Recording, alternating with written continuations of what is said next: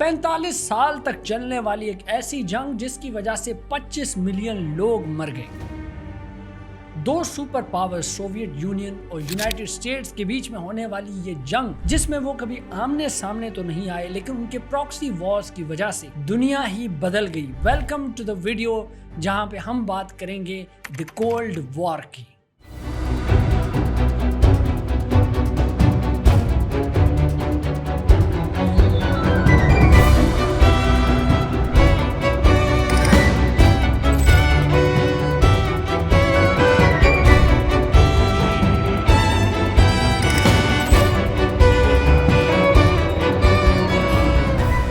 वैसे तो 45 साल की इस लंबी जंग को एक छोटी सी YouTube वीडियो में समराइज कर देना ओवर सिंप्लीफिकेशन हो जाएगी, लेकिन फिर भी हम कुछ मुद्दे की चीजें जानने की कोशिश करेंगे, जिसमें पहला कि ये कोल्ड वॉर हुई क्यों, ये कोल्ड वॉर थी क्या और ये कैसे शुरू हुई और खत्म कैसे हुई। साल था 1945, वर्ल्ड वॉर 2 खत्म हुई थी। वर्ल्ड वॉर 2 की 6 साल की तबाही, जिसमें 7 करोड़ लोग मर गए और 7 करोड़ लोग बेघर हो गए थे। बहुत सारे शहर तबाह हो गए थे। ये जंग जैसे ही ढल गई तो दुनिया का पुराना निजाम टूट गया। वेस्टर्न यूरोप जो 500 सालों से दुनिया पर हुकूमत करता आ रहा था, वो सारी ताकतें अब कमजोर हो चुकी थी। वर्ल्ड वॉर 2 में हुई तबाही की राख से अब 2 नए सुपर पावर्स उभर के आते हैं, Soviet union and United states. America और सोवियत यूनियन के बीच में जो तनाव था वो वर्ल्ड वॉर के दौरान भी था और उससे पहले भी था। असल में अमेरिका और उसके वेस्टर्न यूरोपियन जो कंट्रीज हैं वो कैपिटलिज्म के चैंपियन थे और सोवियट्स जो थे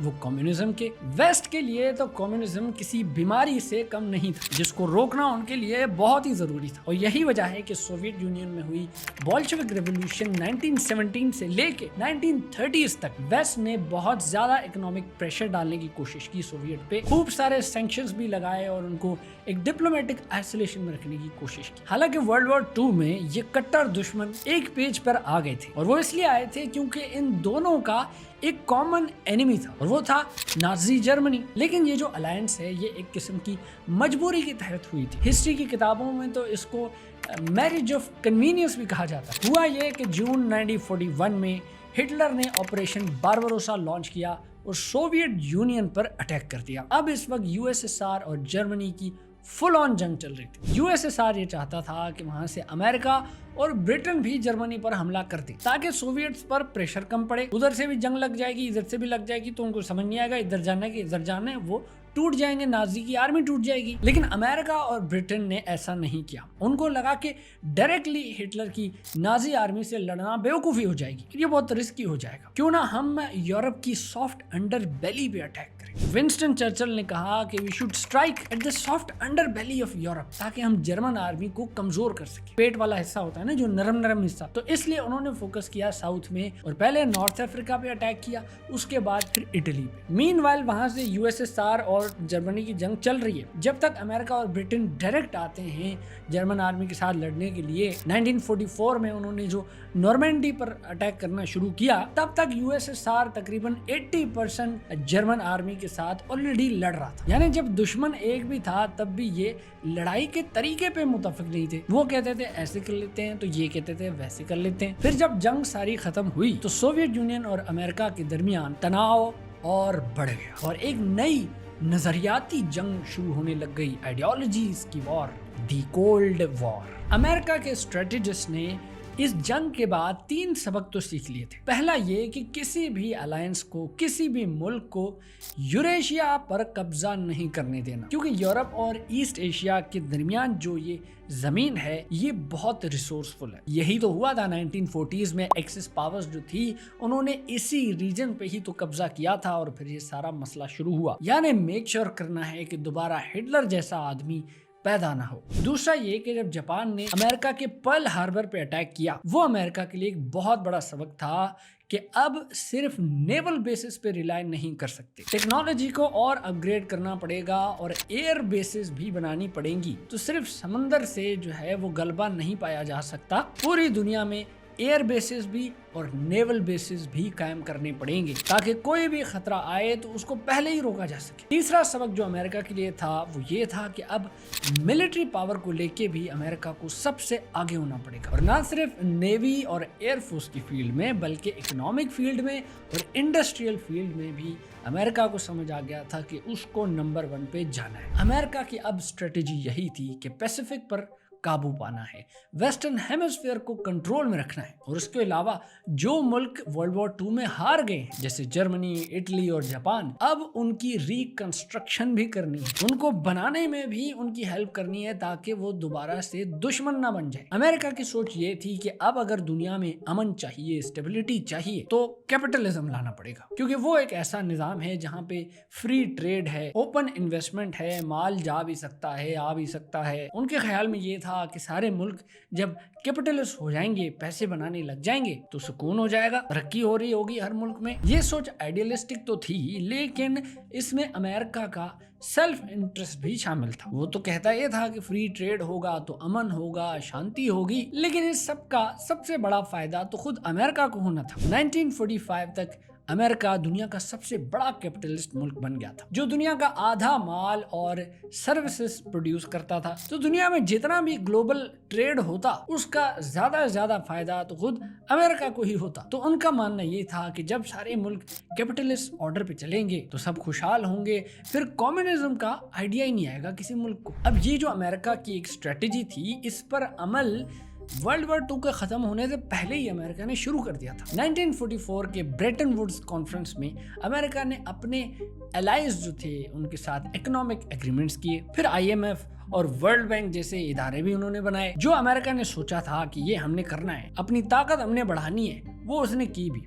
1946 तक यूनाइटेड स्टेट्स ने दुनिया भर में अपनी मिलिट्री बेसिस बना लिए थे। अब ज्यादातर पावर्स जो थे दुनिया में वो अमेरिका के हिसाब से चल रहे थे, कुछ तो खुशी खुशी जैसे फ्रांस और ब्रिटेन, कुछ मजबूरी में जैसे जर्मनी और जापान। एक जो सबसे बड़ी रुकावट थी वो थी सोवियत यूनियन, क्योंकि उनका अपना ही विजन था। They believed in security through control. Soviet ने इस जंग में बहुत ज्यादा नुकसान उठाया था, 25 मिलियन जानें चली गई। जर्मनी ने 2 दफा USSR को इन्वेड करने की कोशिश की और दोनों ही दफा पोलैंड के रास्ते से, एक वर्ल्ड वॉर 1 में, दूसरा वर्ल्ड वॉर 2 में। अब इस हिस्ट्री की वजह से जो सोवियत थे उनके दिमाग में कुछ चीजें तो क्लियर हो गई। पहला कि जर्मनी को हमेशा कमजोरी रखना है, क्योंकि वो 2 दफा जो है ना सांप से डस चुके थे, तो उनका था कि इसको कमजोरी रखना है ताकि यहाँ से कोई भी उठ के जो है ना वो पोलैंड के रास्ते से हम पे अटैक करना शुरू न कर जाए। और दूसरा, ईस्टर्न यूरोप में बफर जोन बनाना बहुत जरूरी है, खास तौर पे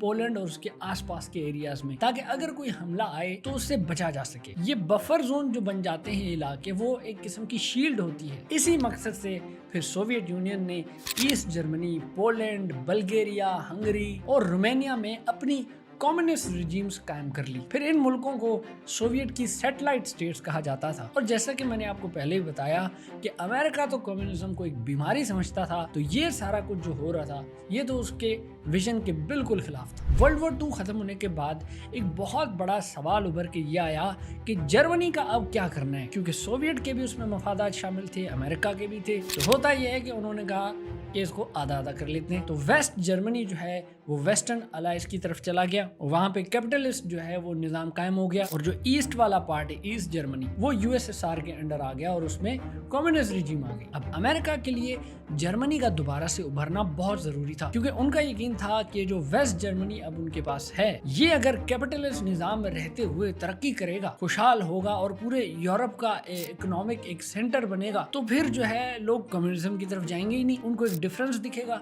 कि कैपिटलिस्ट वाली जो साइड है जर्मनी की, वो तो बड़ी जबरदस्त तरक्की कर रही है। इसलिए उन्होंने जर्मनी को रिकंस्ट्रक्शन करने का काम शुरू कर दिया। अब ये सोवियट्स के लिए एक बहुत बड़ा खतरा था, क्योंकि मैंने आपको जैसे बताया कि 2 दफा तो जर्मनी उन पे अटैक कर चुका था। तो मॉस्को ये चाहता था कि जर्मनी हमेशा डिवाइडेड रहे और कमजोर ही रहे। एक जर्मनी इस तरह से 2 टुकड़ों में डिवाइडेड है कि वो 2 टुकड़े 2 मुख्तलिफ नजरिए हैं। अमेरिका के लिए जर्मनी की तरक्की लाजिम है और सोवियत के लिए उसकी अगर तरक्की हो गई तो ये उनके लिए खतरा बन जाएगा। 1946 से लेके 1949 के बीच में अमेरिका ने अपने वेस्टर्न यूरोप के जो उसके दोस्त मुल्क थे उनके साथ ताल्लुकात जो हैं वो मजीद गहरे कर लिए, नए मुआहदे बनाए, अलायंसेस बनाई और एक मार्शल प्लान तैयार किया। अब इस मार्शल प्लान के जरिए अमेरिका ने $13 बिलियन का एड पैकेज दिया सीधा सीधा यूरोप के रिकंस्ट्रक्शन के लिए। क्या भाई यूरोप को बनाते। फिर उसके बाद नेटो जो है, नॉर्थ अटलांटिक ट्रीटी ऑर्गेनाइजेशन,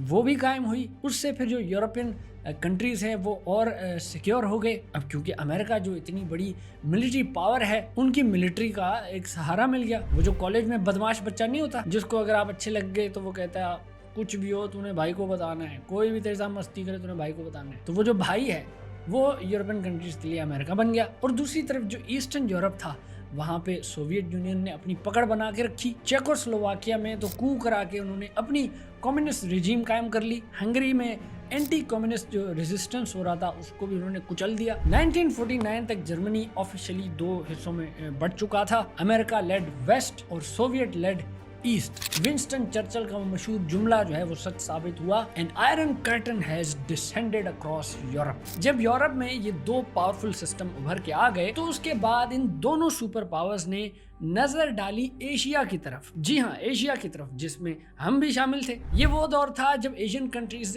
ताजी जंगों से बाहर आ रहे थे, कॉलोनियल हुकूमत से उन्होंने नई निजात हासिल की थी, इंडिपेंडेंस की सेलिब्रेशंस वो मना रहे थे। मीनवाइल वो जो 2 पावरफुल सुपर पावर्स हैं उनके लिए ये जो रीजन था वो नजरिया फैलाने का और अपनी ताकत आजमाने का ग्राउंड बन गए। चाइना की बात करें तो 1949 में चाइनीज सिविल वॉर खत्म हुई। माओ जेडोंग ने वहां पे कम्युनिस्ट रिजीम को कायम कर लिया और फिर चाइना जो है वो मिल गया सोवियत ब्लॉक के साथ। दोनों क्योंकि कम्युनिस्ट रिजीम्स थी, इन दोनों ने आपस में अलायंसेस बनानी शुरू कर दी। दूसरा जो बड़ा शॉकर था वो था 1950 में, जब नॉर्थ कोरिया जिसको चाइना और सोवियत दोनों सपोर्ट कर रहे थे, उसने साउथ कोरिया पर अटैक कर दिया। और साउथ कोरिया जिसको सपोर्ट कौन कर रहे थे, गेस करें, अमेरिका और उसके अलाइज। और यहाँ से शुरू होती है कोरियन वॉर। अब ये पहली जो है ना जंग थी कोल्ड वॉर की, नजरियाती जंग जिसको कहें। हालांकि जो सुपर पावर्स थे ये आमने सामने आपस में नहीं लड़े, लेकिन इनकी प्रॉक्सी वॉर की वजह से करोड़ों लोग मर गए। जंग यही थी कि चाइना और सोवियत चाहते थे कि यहाँ कम्युनिज्म आए, वो चाहते थे, अमेरिका और उसके अलाइज चाहते थे कि नहीं यहाँ पे कैपिटलिज्म आए। और इस जंग का अंजाम क्या हुआ? करोड़ों लोग के मरने के बाद कोई भी अंजाम नहीं हुआ, स्टेलमेट हो गया, लड़ाई माफ करो। फिर वियतनाम में भी यही पैटर्न रिपीट हुआ।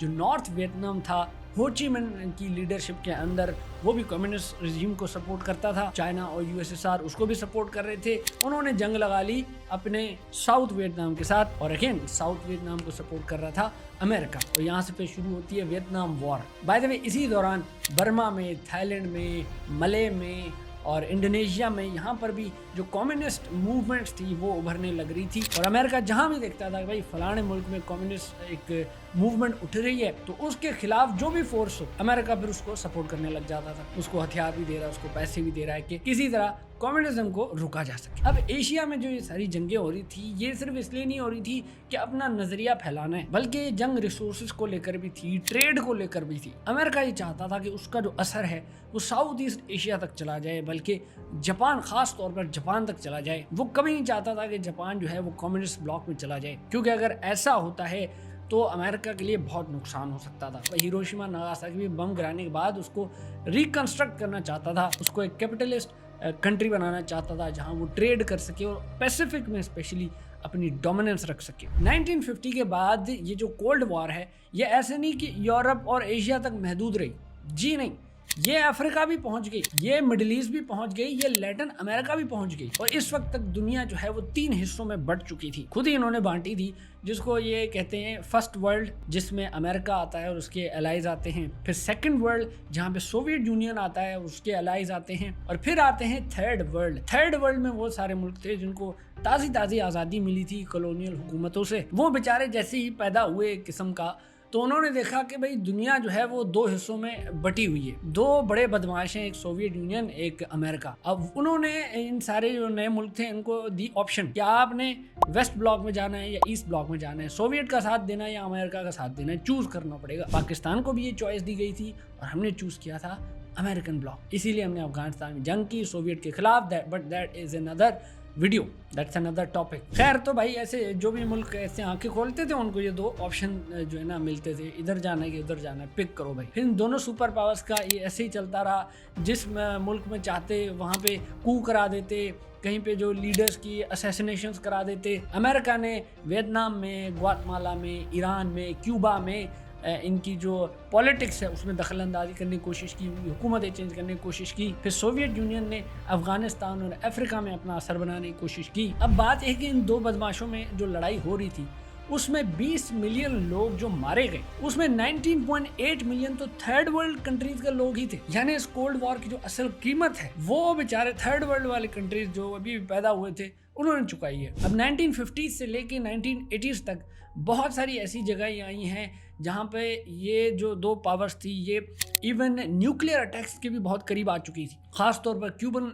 मिसाइल क्राइसिस में, और लेकिन वो फिर पीछे हो जाते। तो एक टेंशन जो है इन दोनों के बीच में चल रही थी। और मीनवाइल यूरोप जो है जहाँ से सारी जंग शुरू हुई वो एक रिलेटिवली स्टेबल पीरियड में चला गया था, क्योंकि दोनों कैंप्स जो हैं वो एक दूसरे के एरिया में जाने की कोशिश नहीं करते थे। मसला शुरू यूरोप से हुआ था लेकिन पूरी दुनिया में फैल गया।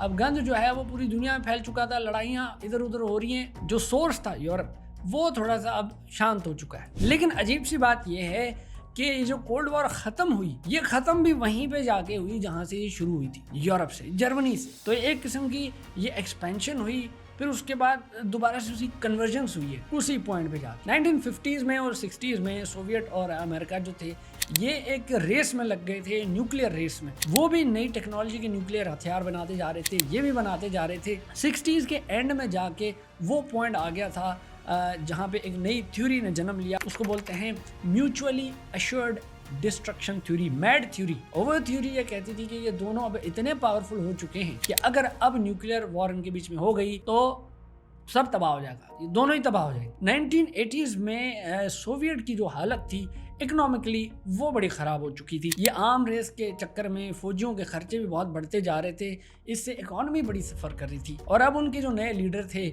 मिखाइल गोर्बाचोव, जिसको मैं बोलता हूँ मिखाइल घर बचाओ, उसने ही जो है ना इनका घर बचाया है। उसने कहा कि भाई ये और हथियार जमा करने का कोई फ़ायदा ही नहीं है। हालांकि मैड थ्योरी आ चुकी थी कि इतने हथियार थे कि बस पूरी दुनिया तबाह हो सकती है और क्या ही करना है, और मार्स को थोड़ी जाके जो है फाड़ना है। तो उस बंदे ने क्या किया कि उसने ईस्टर्न यूरोप जो है वहाँ से अपनी फौजियों को वापस ले लिया, और यूएसएसआर की जो सैटेलाइट स्टेट्स थी उनको भी जो है आहिस्ता आहिस्ता आज़ादी दे दी, अपने ऊपर से लोड कम कर दिया उन्होंने। एक एक करके ईस्टर्न यूरोप के जो कंट्रीज हैं वो आज़ाद होने लग गए, पोलैंड, हंगरी, चेकोस्लोवाकिया और ईस्ट जर्मनी। 9 नवंबर 1989 को जो बर्लिन वॉल है जर्मनी में उसको लोगों ने ही गिरा दिया। लोगों ने लिटरली उस वॉल को गिराया, और जो ईस्ट जर्मनी है, वेस्ट जर्मनी है, एक महीने बाद ही 1990 में वो एक बन गया, रीयूनिफिकेशन हो गई जर्मनी की। ये हुआ 1990 में, और 1991 में एक साल के बाद सोवियत यूनियन जो था यूएसएसआर वो भी टूट गया। ये जो ठंडी जंग थी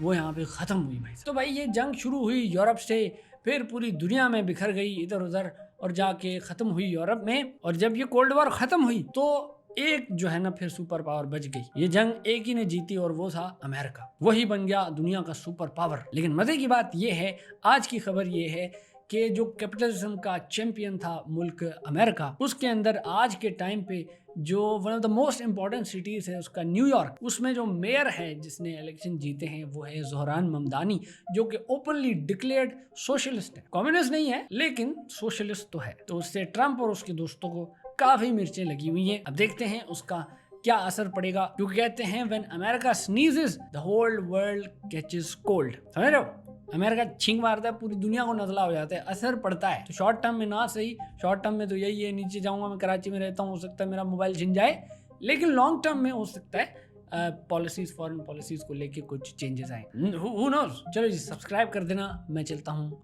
गुड बाय।